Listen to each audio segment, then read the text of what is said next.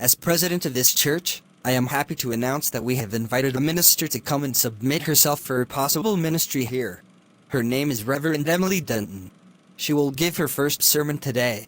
Reverend Denton, please introduce yourself. Thank you, Dr. Drake. When I read about the history of this church, I was amazed at how it changed from Baptist to Unitarian Universalist. Most Christians wouldn't consider UUs to be part of their religious community.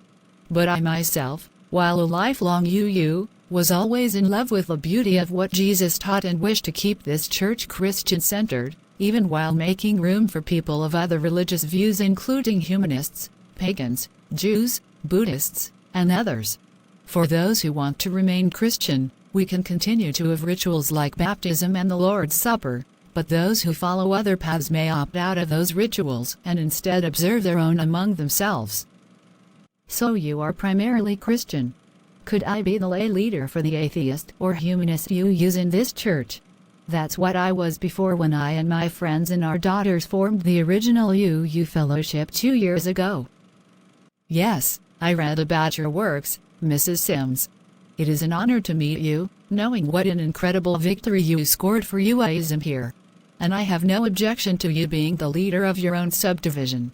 You are certainly welcome to cooperate with me on giving your own sermons or special readings from the church pulpit. I like her already. I can't wait to see her preach. As long as she doesn't tell any lies about the Bible or try to make excuses about the failings of Christians in the past. As a former Christian who got fed up with bigotry and hypocrisy among those I was raised with, I'll be watching, Reverend Denton. Welcome, everyone, to our Unitarian Universalist Church.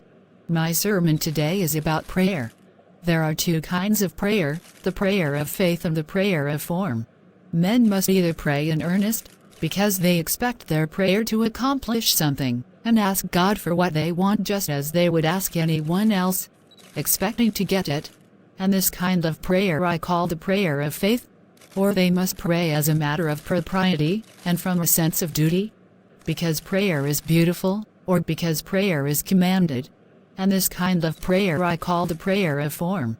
Now when people get to praying as a form, a proper, beautiful, excellent form though it be, they will soon leave off praying at all. A certain insincerity is felt in such a work. We cannot go on with it. To speak to God, and ask Him to give us this and that, when we all the time believe that we shall get it not a whit the sooner for asking, but merely shall put ourselves into a better frame of mind, is not sincere. It is not truthful, and honest men cannot do it, nor pretend to do it. Little children pray the prayer of faith. They ask God to give them toys and playthings, and they bring their little wants and notions up in their prayers very artlessly and honestly. We smile, and sigh that we cannot pray so too. By and by they grow too wise to continue the childish prayer, and, like us, leave off prayer wholly. Our ancestors prayed the prayer of faith. When the wind howled around their lowly huts, and the storm rushed darkly from the forests. When the fierce Pequot and the savage Philip with his wild tribes of Indians lurked in every shaded dell of this fair New England. When the crops failed and they were about to starve. Then they wrestled with God in prayer. They labored as men labor in plowing a field, till in their agony of supplication they fainted. And when the help came, and the full-freighted ship sailed up the bay with its white sails spread wide like some broad-winged bird, then they believed most surely that God sent her in answer to their prayer, and no skeptic among them all asked concerning the time when she sailed from port. But sometime in the last century there arose wise men, disciples not of Plato nor of St. Paul, but of Lord Bacon, men who believed in science more than in inspiration. And they could not pray any longer the prayer of faith. They studied the laws of nature. They reasoned by induction from effect to cause. They were experimental philosophers. Bishop Berkeley called them in his Vexation Minute philosophers.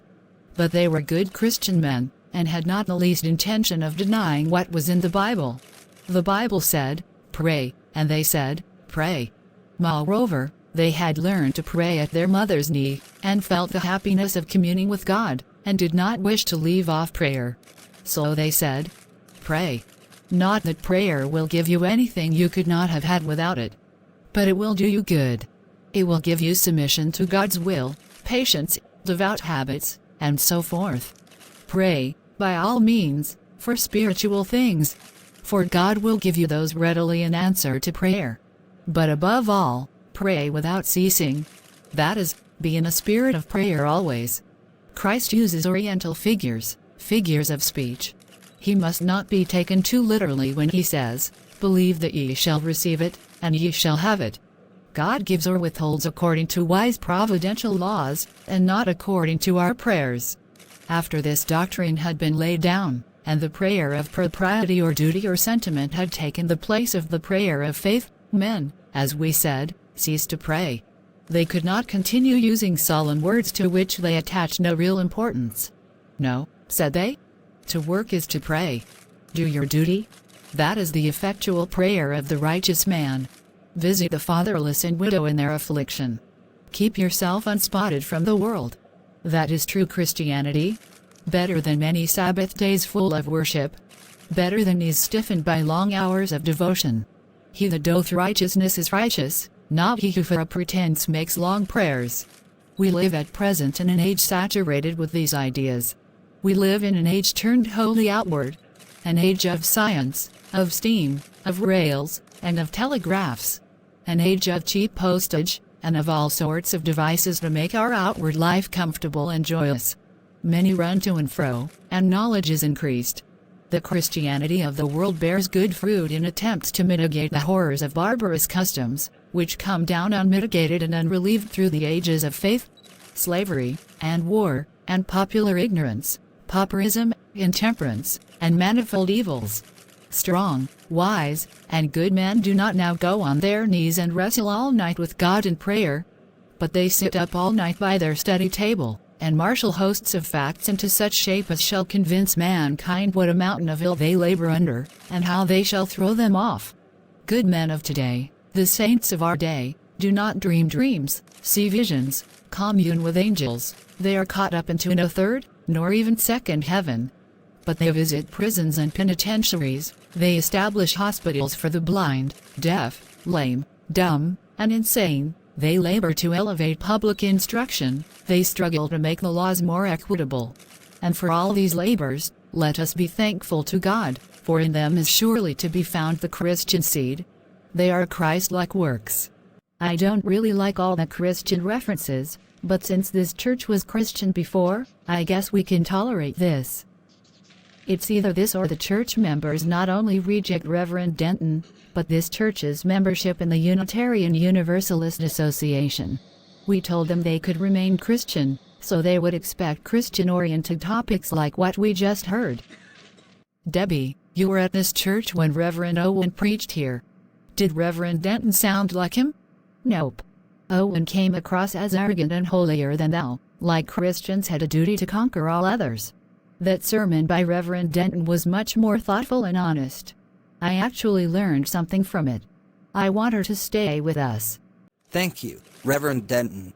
At this time, we will consult among ourselves and take a vote on whether you will be hired to serve as our minister.